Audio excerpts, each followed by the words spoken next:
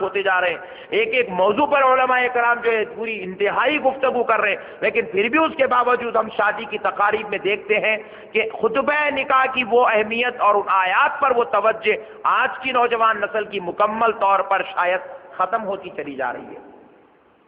لیکن آئیے معزز سامعین کرام، وہ خطبہ نکاح کوئی معمولی خطبہ نہیں ہے۔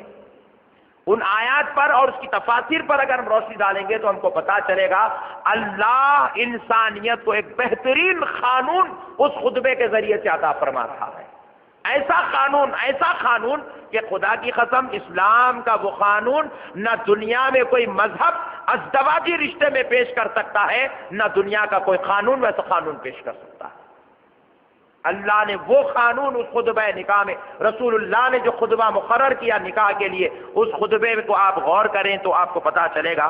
پہلے ہم ایک بات پر روشنی ڈال لیتے ہیں، رسول پاک صلی اللہ تعالی علیہ وسلم نے جو خطبہ ہم کو عطا فرمایا، جو احادیث ہم کو عطا فرمائی، اللہ نے رسول اللہ کے ذریعے جو آیات مبارکہ ہم کو عطا فرمائی، اور خطبہ نکاح میں جو آیات اور احادیث پڑھی جاتی ہے اس میں ایک حدیث پاک پر ہم پہلے روشنی ڈالتے ہیں۔ رسول اعظم صلی اللہ علیہ وسلم نے ارشاد فرمایا النکاح من سنتی، آقا علیہ السلام فرما رہے نکاح میری سنت ہے، نکاح میرا طریقہ ہے، نکاح میرے لوگوں کا طریقہ ہے۔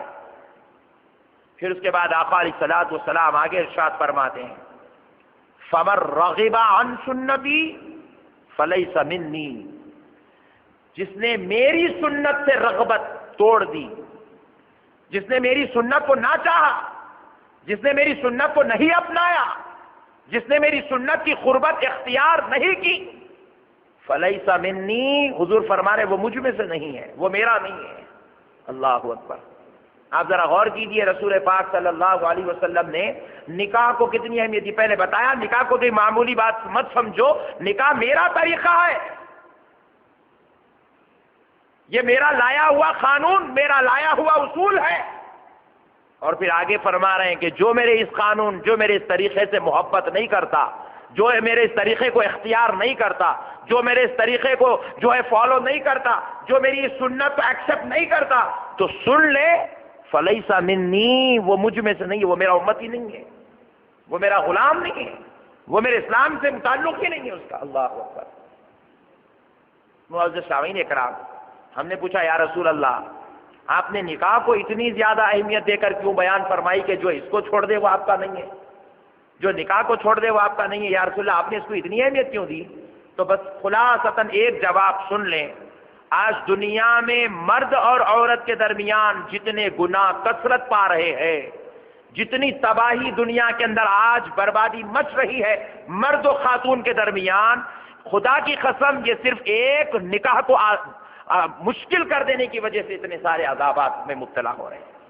صرف ایک نکاح کو مبتلا، ایک نکاح کو جس نے مشکل کر دیا، نکاح والے ایک عمل کو جس مسلمان نے نعوذ باللہ گندگی یا جو ہے برائی کے لپیٹ میں ڈال دیا، اس کو ایک عذاب اور مصیبت بنا دیا، اس کو ایک مشکل مرحلہ بنا دیا، اس کی ایک گندگی کی وجہ سے آج سارا معاشرہ اس بربادی کا سامان میں لپیٹتا چلا جا رہا ہے۔ اب دیکھیے اگر کسی نوجوان کے دل میں خیال آ رہی ہے کہ خیال آ رہا ہے مجھے اتنا جہیز ملے گا تو میں شادی کروں گا، اتنی جوڑے کی رقم ملیں گی تو شادی کروں گا، ایسی قسم کی لڑکی ملیں گی تو شادی کروں گا، رسول اللہ فرما رہے بدبخت یہ جہیز کے لیے نکاح نہیں کیا جاتا، یہ جادی جوڑے کی رقم کے لیے نکاح نہیں کیا جاتا، یہ خوبصورتی کو پانے کے لیے نکاح نہیں کیا جاتا۔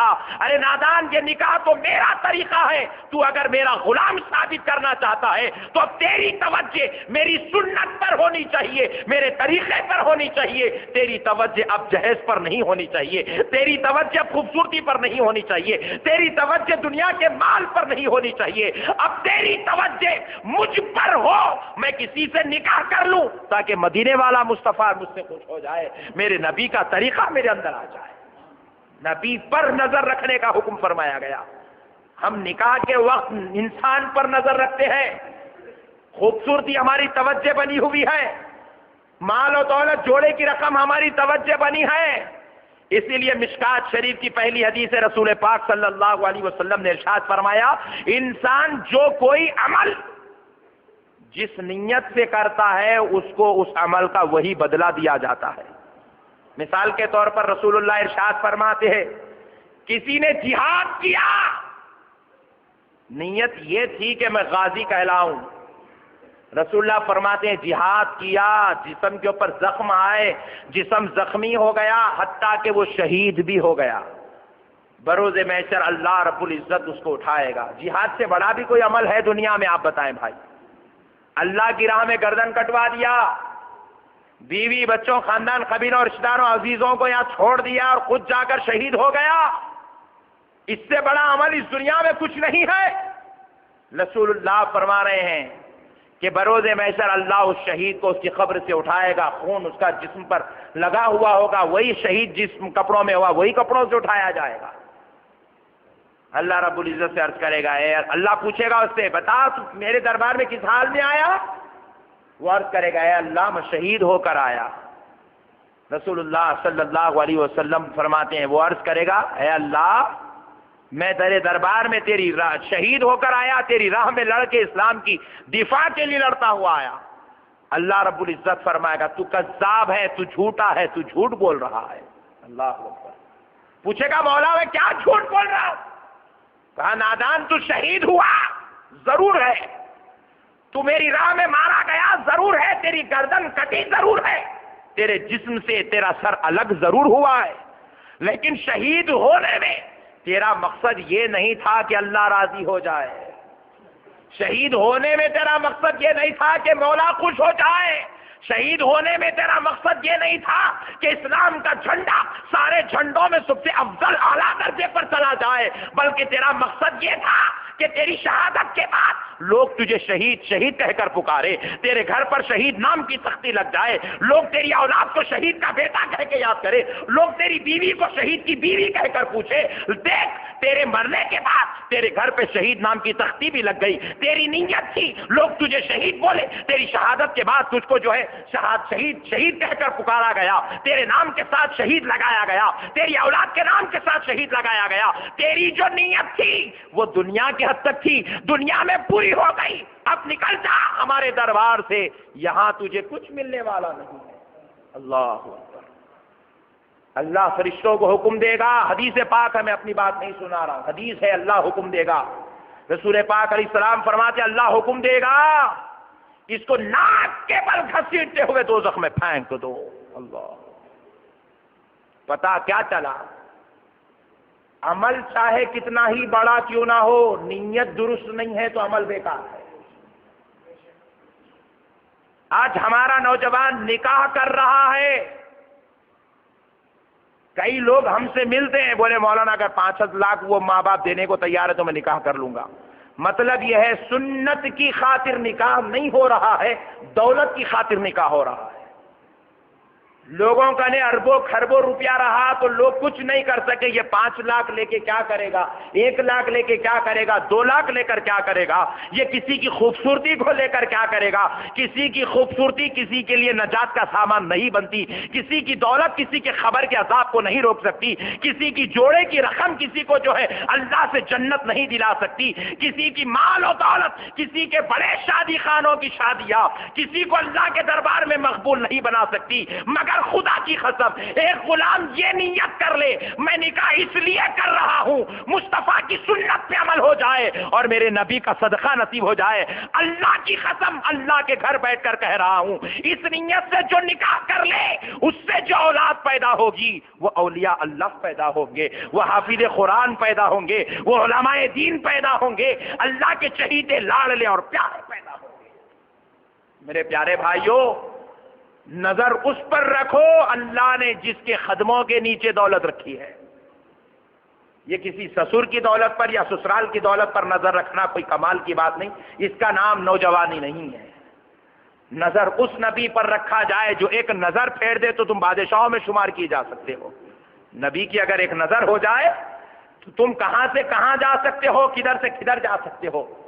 نظر اللہ اور اس کے رسول پر ہو، معاملہ داری انسانوں سے ہو، نیت رضائے الہی رضائے مصطفیٰ ہو، نکاح انسان سے ہو، پھر خدا کی قسم دیکھتے چلے جاؤ اللہ تمہیں کیسے سنبھالتا ہے، کیسے کیسے اسباب بناتا ہے، کیسے کیسے ذرائع بناتا ہے۔ اسی لیے رسول پاک نے فرمایا جو میری سنت سے پھر گیا، میں پوچھتا ہوں نکاح ہو رہا ہے اور بیچ میں شرائط رکھے جا رہے ہیں، تو نکاح انسان سے ہو رہا ہے یا نکاح شرط سے ہو رہا ہے؟ شرط رکھی جاتی ہے کہ آپ ہمیں شادی میں یہی کھلانا چاہیے، آپ شادی اسی شادی خانے میں کرنا چاہیے، آپ شادی میں اتنے لوگوں کو ہی کھانا کھلانا چاہیے، آپ شادی میں یہ چیز دینی چاہیے، آپ یہ چیز دیں گے، آپ یہ چیز دیں گے، سونا اتنا دیں گے، چاندی اتنی دیں گے، یہ ایٹم اور یہ اشیاء دیں گے۔ میں پوچھتا ہوں نکاح سنت کے مطابق ہو رہا ہے یا نکاح سودے بازی کے مطابق ہو رہا ہے؟ اگر سنت کے مطابق ہو رہا ہے تو مصطفیٰ کا فیضان تو مل جائے گا،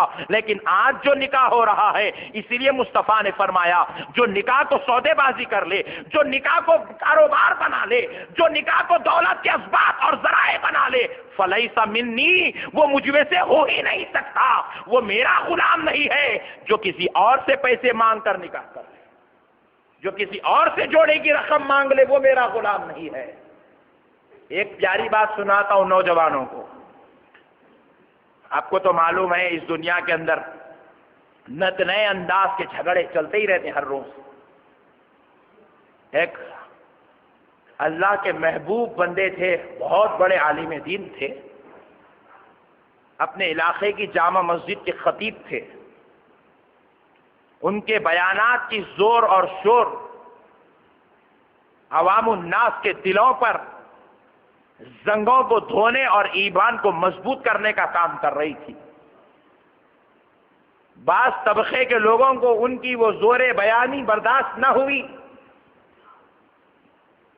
تو کہہ دیا گیا اگر اس جمعہ وہ مولانا ممبر پر چڑھیں گے تو ان کو گولی مار دی جائے گی۔ مولانا کو اطلاع ہوئی 2 دن پہلے کہ آپ کو جمعہ کے دن گولی مارنے والے ہیں، آپ جمعہ مت آئیے، جمعہ مت آئیے، جمعہ مت آئیے۔ مولانا بولے کون مجھے گولی مارے گا، میں اپنا تحفظ خود کروں گا۔ تحفظ کی نیت سے ایک چھوٹی پسٹول جیب میں رکھ لے کہ وہ بھی جمعہ کے میدان میں آ گئے۔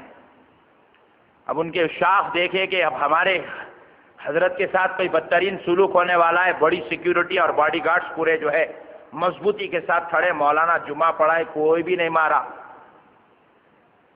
خالی ڈرا کے چھوڑ دیا، چلا گیا، قصہ ختم، جمعہ ہو گیا، رات میں سو گئے۔ رسول پاک صلی اللہ علیہ وسلم وہ محبوب کے خواب تشریف لائے۔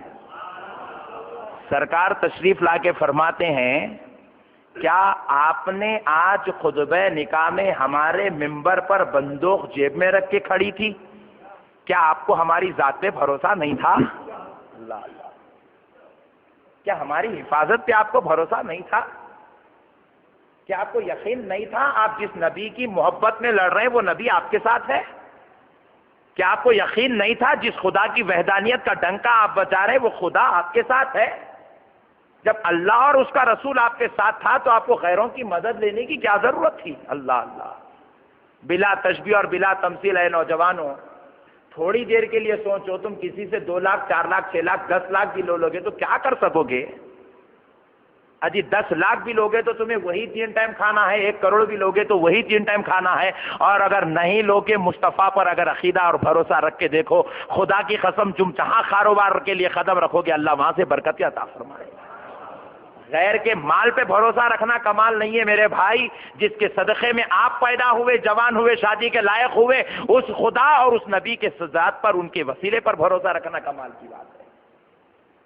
اب تک اتنوں میں سے ہم میں سے کروڑوں لوگوں نے جوڑے کی رقم لی، کسی نے 5 لاکھ لی، کسی نے 2 لاکھ لی، کسی نے 4 لاکھ لی، 1 لاکھ لی۔ ایک تو بھی بتاؤ جو جوڑے کی رقم کے بلبوتے پہ امیر ہوا، ایک تو بتاؤ جو جوڑے کی رقم کے بلبوتے پہ صحیح سیٹل ہو گیا، کاروبار سے لگ گیا، تجارت سے لگ گیا۔ ایک بھی آپ نہیں بتا سکتے۔ اجی جو سیٹ ہوتا ہے وہ اللہ کے فضل پہ ہوتا ہے، جوڑے کی رقم پہ نہیں ہوتا میرے بھائی۔ اور اللہ کا فضل کہاں ہوتا ہے؟ جب نکاح کو سنت سمجھ کے کیا جائے تو فضل ہوتا ہے، اگر نکاح کے ساتھ سودے بازی کی جائے تو اللہ کا عذاب ہوتا ہے۔ ویسے لوگوں کے پاس اولاد بھی صحیح نہیں ہوتی، ویسے لوگوں کے گھر میں فرما بردار اولاد نہیں ہوتی، ویسے لوگوں کے گھر راحت پہنچانے والی، اللہ کو سجدے عبادت کرنے والی اولاد نہیں ہوتی۔ جو لوگ اسباب پر نظر رکھتے ہیں وہ اسباب کے غلام بن کے دنیا سے چلے جاتے ہیں، لیکن جس کی نظر اصل پہ ہوتی ہے، اصل ان کو دنیا میں بھی فضل فرماتی ہے، آخرت میں بھی فضل فرماتی ہے۔ اسی لیے آقا علیہ السلام نے فرمایا جس نے میرے طریقہ، اور حضور کا طریقہ کیا ہے؟ جوڑے کی رقم لینا حضور کا طریقہ نہیں ہے، حسن و جمال اور خوبصورتی کو دیکھنا حضور کا طریقہ نہیں ہے۔ اللہ معاف کرے، آپ کے گھروں میں اگر آپ کے رشتوں میں ایسا ہو رہا ہے نوجوان بھائیوں، تو اللہ کے واسطے اپنے امی کو روکو، آپ کی بہنیں یا آپ کی بھابھی اگر ایسا حرکت کر رہی ہے تو آپ کے لیے آپ ان کو روکو۔ حور جیسی بچیاں گھروں میں بیٹھی ہے، ہماری مائیں اور بہنیں جاتی ہے اور ان کو دیکھتی ہے، واپس آتی ہے گھر کو۔ خیر کسی کے گھر میں کوئی ریفریشمنٹ کر لے، کھانا کھا لے تو کوئی بری بات نہیں ہے، بہت اچھی بات ہے۔ آپ اگر کسی کے گھر میں کھانا کھاتے ہیں تو اس کی برکت سے اللہ اس کے گھر میں اور صدقہ اور خیرات عطا فرماتا ہے، اور برکتیں ہوتی ہے۔ آپ کسی کے گھر جا کے کھانا کھائے کوئی بری بات نہیں، اچھا کرے، روزانہ ہر ایک کے گھر میں جا کے کھاتے رہیے، جس کے گھر میں جتنے مہمان آئیں گے اتنی برکت بڑھتی چلی جائے گی۔ لیکن افسوس کی بات یہ ہے جب واپس آتے ہیں پوچھتے ہیں کیا ہوا، ماشاءاللہ وہ حور پری آپ کو نظر آئی، پسند آئی کہ نہیں آئی؟ سب اچھا ہے، 2 انچ کم ہے بولے، سب اچھا ہے، بال چھوٹے ہیں، بال سے شادی ہو رہی ہے؟ نہیں، 2 انچ سے شادی ہو رہی ہے، سب اچھا ہے، لیکن بچی خالی انٹر پڑھی ہوئی ہے، ڈگری ہوتی تو اچھا تھا، تو شادی ڈگری سے ہو رہی ہے۔ توجہ کہاں ہے ہماری؟ ہم کدھر جا رہے ہیں؟ ہم کون ہیں؟ یہ شادیوں میں بالوں کو دیکھنا، شادیوں میں لوگوں کی بچیوں کی ہائٹ کو دیکھنا، شادیوں اور رشتہ داریوں کے معاملات میں جو ہے انسان کے پاس جائیں اور انسان کے اندر نعوذ باللہ اس کی ڈگریوں کو دیکھے، یہ مسلمان کا نہیں، یہ یہودی کا طریقہ ہے، یہ عیسائی کا طریقہ ہے، یہ مجوسیوں، مشرکوں اور کافروں کا طریقہ ہے، مسلمان کا طریقہ نہیں ہو سکتا۔ میں ایک بات پوچھتا ہوں، آج اگر ہمارے گھر میں مثال کے طور پر 6 فٹ کی لڑکی چاہیے تھی، 5 فٹ کی آئی، تو کیا میرے بھائی وہ 5 فٹ والی انسان نہیں ہے؟ کیا وہ 5 فٹ والی سے اللہ جو اولاد دے رہا ایسا ہے کہ 6 فٹ والی کو سونے والا لڑکا پیدا ہوتا ہے، 5 فٹ والی کو چمڑے والا لڑکا پیدا ہوتا ہے؟ ایسا بھی قانون ہے کیا؟ کیا ایسا کہیں لکھا ہوا ہے؟ اللہ نے فرمایا بال کم ہے تو بیماریاں زیادہ ہوتے ہیں، بال اچھے ہو تو پورا خاندان، پورے سسرال والوں کو موت نہیں آتی؟ ایسا کوئی رشتہ اللہ نے قانون بنایا ہے؟ کہاں مسلمان کی عقل جا کے پڑ گئی؟ جبکہ ہمارے اندر 1 کروڑ عیب پڑے ہوئے ہیں، اور ہم نعوذ باللہ اپنے عیبوں کو چھوڑ دیے، آپ جا کر کسی کی لڑکی کے تعلق سے یہ کہہ رہے ہو 2 انچ کم ہے، تو خدا کی قسم سنو، تم نے کسی کے بال کے کم ہونے کا عیب نکالا یا اس کی ہائٹ کے کم ہونے کا عیب نکالا، وہ انسان اپنے اختیار سے ہائٹ لے کر یا بال لے کر یا حسن لے کر یا جمال لے کر یا کالا رنگ لے کے پیدا نہیں ہوتا، اس کو اس کے رب نے پیدا کیا، تم نے اس کو نہیں۔ رب کی خلقت میں تم نے عیب نکالا ہے، رب کے پیدا کرنے میں تم نے عیب نکالا ہے۔ اب جو رب کو عیب نکالے، بتاؤ کیا اس کے گھر فضل ہو سکتا ہے؟ کیا اس کے گھر شادی ہو جائے تو اللہ کا کرم ہو سکتا ہے؟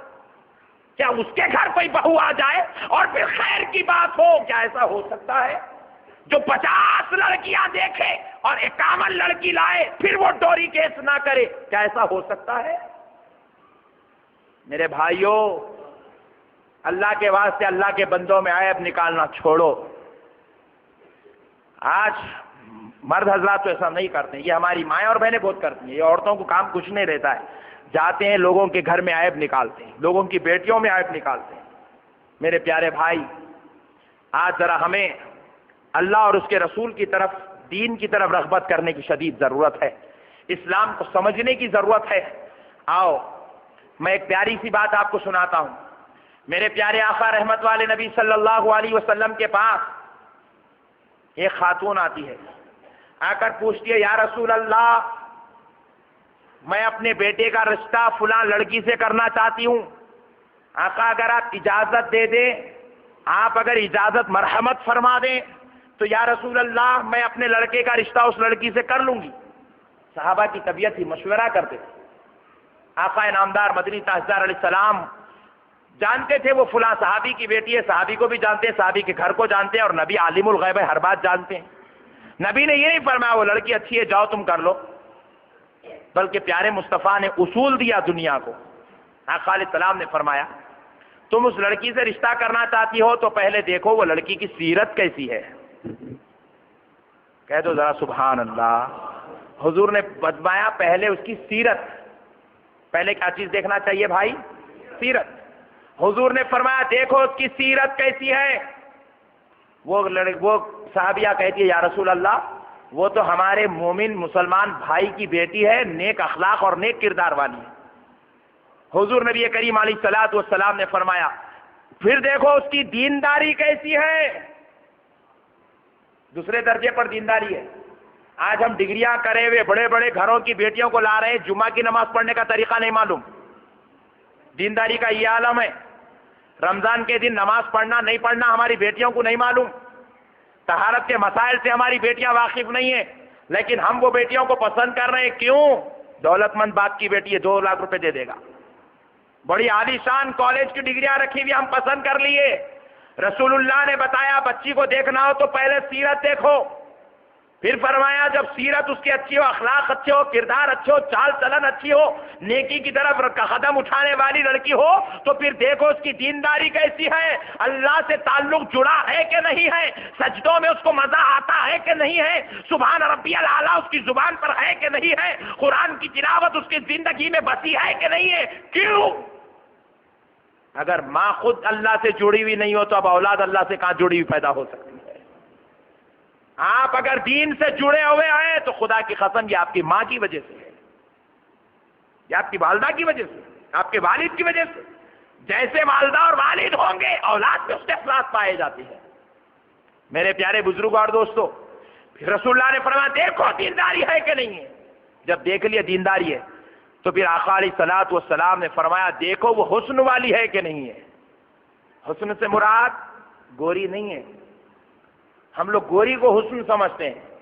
میں ایک سوال کرتا ہوں، ایک لڑکی تو بہت زیادہ گوری ہے، انتہائی گوری ہے. ایسی گوری آپ ہاتھ لگا دے تو بیچاری میل نظر آ جائے، مگر بیچاری کو جب تک آپ گلوکوز نہیں چڑھائے انہیں اٹھ کے کام نہیں کر سکتی. بولو حسن والی ہوئی؟ اتنی گوری ہے بیچاری کہ وہ ڈاکٹر کے پاس لے گئے تو ڈاکٹر بولا یہ ماں نہیں بن سکتی. بولو یہ حسن والی ہے جو ماں نہیں بن سکتی، جو بیچاری بغیر گلوکوز کے بغیر گولی کھائے کے کام نہیں کر سکتی؟ یہ حسن کیا ہوا؟ رسول اللہ سے پوچھا گیا یا رسول اللہ حسن سے مراد کیا ہے؟ کیا خوبصورت ہو، گوری ہو، نور والی ہو؟ تو مصطفیٰ جان رحمت فرماتے نہیں، میری امت میں اضافہ کرنے والی ہو، جس کے اندر ماں بننے کا مادہ ہو، جس کے اندر اولاد زیادہ پیدا کرنے کی صلاحیت ہو، وہ حسن والی ہے. وہ صحت اس کے اندر ہو وہ حسن والی ہے. جس میں اچھی صحت ہو وہ حسن والی ہے. میرے پیارے بزرگوں، تو حسن سے مراد خوبصورتی نہیں ہے، ورنہ خدا کی قسم اللہ کی ہر بندی حسین اور جمیل ہے. اللہ کی ہر بندی خوبصورت ہے، کوئی بد شکل نہیں ہے، ہر بندی خوبصورت ہے. مگر یا حسن سے مراد اچھی اولاد دینے والی، زیادہ سے زیادہ بچے اور بچیوں کی ماں بننے کی صلاحیت جس میں ہو وہ حسن والی. جب پوچھا گیا کہ یا رسول اللہ الحمدللہ وہ صحت اور حسن والی بھی ہے، تو حضور پاک علیہ الصلوۃ والسلام آخر درجے میں فرماتے ہیں پھر دیکھو کہ وہ تمہاری خدمت کرنے والی ہے کہ نہیں ہے، تمہارے گھر کو سنبھالنے والی ہے کہ نہیں ہے، اس کے اندر یہ جذبہ ہے کہ نہیں ہے. کہیں ایسا تو نہیں آئی تمہارے بیٹے کو لے کے باہر چلے گئی، جب تک تم ویزا نہیں بھیجے میں باہر تمہارے امی کے گھر کو نہیں آتی ہوں، ایسا بولنے والی تو نہیں ہے. بولے اپنے ماں باپ کے گھر کو تمہارے گھر چھوڑ کر تمہارے گھر میں رہنے کی صلاحیت ہے کہ نہیں ہے. اس کے باپ نے اس کو ایسی تربیت کی کہ نہیں کی، اس کی ماں نے اس کو یہ تعلیم دی کہ نہیں دی، اس کے خاندان نے اس کو یہ سبق سکھایا کہ نہیں سکھایا کہ بیٹی کا اصل گھر اس کا سسرال ہوتا ہے، بیٹی کی اصل پرورش اس کے شوہر کے پاس اور اس کے ساس سسر کی نگرانی میں ہوتی ہے. اس کو یہ تعلیم دی گئی کہ نہیں دی گئی، اس کو یہ تربیت دی گئی کہ نہیں دی گئی، پوچھا جاتا ہے. حضور نے یہ 4 چیزیں شرط بتائی. پہلے سیرت دیکھو، چال اور چلن، کردار اور اخلاق، تہذیب اور تمدن. پھر دیکھو دینداری، نمازی، متقی، پرہیزگار، عابد اور زاہد ہے کہ نہیں ہے. جب تو کالج تھا نہ اسکول تھا، ڈگری تھی نہ انٹر تھا، ضروری امور خانہ داری جتنی چیزوں کی ضرورت ہوتی ہے اتنا پڑھی لکھی ہے کہ نہیں. آدمیاں جتنے بزرگاں پڑھے ہیں پوچھیں ان میں سے کس کی بیوی انٹر کری ہوئی ہے. 7th کلاس تک 5th کلاس تک اگر کسی کی بیوی پڑھ لیتی تو بڑے کمال کی بات تھی. یہ آج کل کے نوجوان بچے ہیں جن کی بیویاں الحمدللہ انٹر پڑھی ہوئی ہیں، ڈگریاں کی ہوئی ہیں، ماسٹر ڈگری رکھی ہے، لیکن میرے پیارے بھائی پہلے تو ایسا نہیں تھا. ہماری اپنی ماؤں کے بارے میں ہم سوچیں، ہماری مائیں کوئی ڈگریاں کی ہوئی نہیں تھی، ہماری ماؤں نے تو کالج کی صورت بھی نہیں دیکھی، ہماری ماؤں نے 10th کا ایگزام بھی نہیں لکھا تھا، لیکن خدا کی قسم ان کے گھر میں علماء، حفاظ، اللہ والی اولاد پیدا ہو رہی ہے. توجہ اس پر تھی، دیندار ہے کہ نہیں. ہماری ماں نے کالج کو تو نہیں گیا لیکن خدا کی قسم تہجد گزار ضرور تھی. ہماری ماں جو ہے لوگوں کے گھروں کے حالات اور گندگیاں برائیوں سے بچی ہوئی تھی اور اپنے شوہروں کے لیے جان قربان کرنے والی، ان کی اذیتوں اور تکلیفوں کو برداشت کرنے کا مادہ ان کے اندر ضرور تھا. ان کے والدین نے ان کو یہ تربیت دی تھی. آج کیا ہو گیا؟ آج بیٹیوں کی تربیت غلط ہو رہی ہے. باپ خود اپنی بیٹی سے کہتا ہے بیٹی جب تک صبر کر سکتی ہے کر لے، جس دن تیرا صبر ختم تو آ جا، میں جو ہے میں دیکھ لوں گا. اب رہتی انہیں گھر میں. میرے پیارے بھائی یہ غلط تربیت، رسول اللہ نے اسی تربیت سے منع فرمایا، کبھی پسند نہیں فرمایا. اسی لیے آقا علیہ السلام فرماتے النکاح من سنتی، نکاح میری سنت ہے، میرا طریقہ ہے. یہ نکاح کے جو اسلوب ہے یہ میں نے بنائے، یہ شریعت تم کو میں لا کر دے رہا ہوں، یہ طریقہ تم کو میں دے رہا ہوں، یہ قانون میں دے رہا ہوں. جو اس قانون کے اندر گندگی پیدا کر دے گا فلیس منی، وہ مجھ میں سے نہیں ہے، وہ میرا امت ہی نہیں ہے، وہ میرا غلام ہی نہیں ہے. پھر اس کے بعد دیکھیں آج کے معاشرے کے اندر اس سنت کو کس گندگی کے ساتھ توڑا جا رہا ہے. بعض ہمارے نوجوان بھائیوں کو کہتے ہیں ماشاءاللہ عمر 28 سال ہو گئی، 30 سال ہو گئی، اب تک بھی شادی نہیں، ابھی بھی اپنے آپ کو چھوٹا بچہ سمجھتے ہیں. پوچھا گیا بھائی کیا بات ہے، آپ نے ابھی ماشاءاللہ 28 سال کے ہو گئے، 30 سال کے ہو گئے، ابھی آپ شادی نہیں کر لیتے؟ تو ہمارے نوجوان دوست جواب دیتے ہیں ابھی کیا مجھ صاحب ذرا سیٹ ہو جائے تو شادی کر لیں گے. ابھی کب سیٹ ہوتا میرے بھائی؟ سیٹ ہوتے ہوتے فٹ ہو گیا تو مشکل نہ بھائی، نہیں ابھی کب سیٹ ہوتے ہیں؟ 14 سال کی عمر تک آپ کو سیٹ ہونے کا تھا، اس لیے 10th کا ایگزام 14 میں خلاص، وہاں کے بعد سیٹنگ شروع ہونا آپ کی. آپ انٹر ڈگری میں آئے تک 18-19 سال تک آپ سیٹ ہو جانا، 20 سال 21 سال میں آپ کی شادی ہو جانا. قانون ہے یہ. 28 سال ہو گئے، 30 سال ہو گئے، ابھی سیٹنگ چلی رہی ہے، سیٹ ہوتا ہی نہیں بیچارہ. لیکن اسلام نے سیٹ ہونے کا ایک طریقہ بتلایا. ایک بات یاد رکھ لیں، بڑی جامع بات عرض کر رہا ہوں، آپ کسی مولانا صاحب سے سنیں یا نہ سنیں، کسی عالم نے آپ کو بتا نہیں معلوم، مگر میں بڑی جامع بات عرض کر رہا ہوں، حدیث اور قرآن کا نچوڑ بتا رہا ہوں.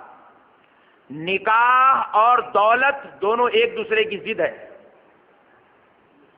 یہ پوائنٹ یاد رکھ لیں. نکاح اگر دھوپ ہے تو دولت چھاؤں ہے. بعض لوگ سوچتے ہیں پہلے میں دولت جمع کر لوں گا اس کے بعد نکاح کروں گا، یہ بالکل غلط ہے، ایسا ہو ہی نہیں سکتا. صحابی حضور صلی اللہ علیہ وسلم کے دربار میں تشریف لائے اور آ کر عرض کرنے لگے یا رسول اللہ میں بڑا مفلس ہوں، پریشان حال ہوں، بڑی مصیبت میں پھنسا ہوا ہوں، کاروبار کرتا ہوں سیٹ نہیں ہوتا، ملازمت پہ جاتا ہوں، ذاتی تجارت کیا سیٹ نہیں ہوا، ملازمت کے لیے جاتا ہوں، یا رسول اللہ ملازمت میں جو تنخواہ ملتی ہے برکت نہیں ہے، جمائش نہیں کرا تو شادی کہاں سے کر سکوں گا. حضور صلی اللہ علیہ وسلم مسکرائے. صحابی کیا عرض کرنے لگے یا رسول اللہ میں پریشان حال ہوں، مفلس ہوں، مفلسی چھائی ہوئی ہے مجھ پر، برکت نہیں ہے دولت میں. رسول اعظم صلی اللہ علیہ وسلم نے فرمایا نکاح کر لو، اللہ تمہاری مفلسی کو دور کر دے گا. کہہ دو سبحان اللہ. یہاں دولت نہیں ہے، ایک کا کھانا مشکل چل رہا، ایک کچھ 3 ٹائم برابر روٹی نہیں مل رہی، بلکہ شکایت رسول اللہ کے پاس آئی. انہوں نے سوچے سرکار کون سی تو بھی تعویذ دیتے ہوں گے، کچھ تو بھی لیمبو پڑھ کے دیتے ہوں گے، کچھ تو بھی ناریل دیتے ہوں گے، سرکار میں لے کے جا کے گھر میں رکھ لوں گا، تکیے کے نیچے رکھ کے سو جاؤں گا، تعویذ گلے میں نے تو ڈنڈ پہ بن لوں گا، کام کو جاؤں گا، برکت ہوں گی، یہ سوچتے ہوں گے. لیکن قربان جاؤ وہ تعویذہ دینے والا نبی نہیں تھا، وہ تو صراط مستقیم بتانے والا نبی تھا. نبی پاک صلی اللہ علیہ وسلم نے نہیں فرمایا یہ وظیفہ پڑھو، یہ آیت پڑھو، یہ وظیفہ پڑھو، یہ لقمہ پڑھو، نہیں فرمایا، بلکہ قربان جاؤ پیارے مصطفیٰ نے فرمایا کہ تم نکاح کر لو، تمہاری مفلسی دور ہو جائے گی، تمہاری یہ بیماری ختم ہو جائے گی، یہ جو نوکری نہیں ملنے کا جو چکر چل رہا ہے، یہ جو اللہ دروازے بند کیا ہے ختم، کھل جائیں گے. صحابی پریشان ہو کے بولے یا رسول اللہ میرا ایک کا کھانا مشکل ہے، میں اس کو لا کے کہاں سے کھلاؤں گا؟ یا رسول اللہ میرا ایک کا پلنا مشکل ہے، میں اس کو لا کے کہاں سے پالوں گا؟ حضور فرماتے ہیں تیرے مقدر میں جتنا لکھا ہے تجھے برابر مل رہا ہے،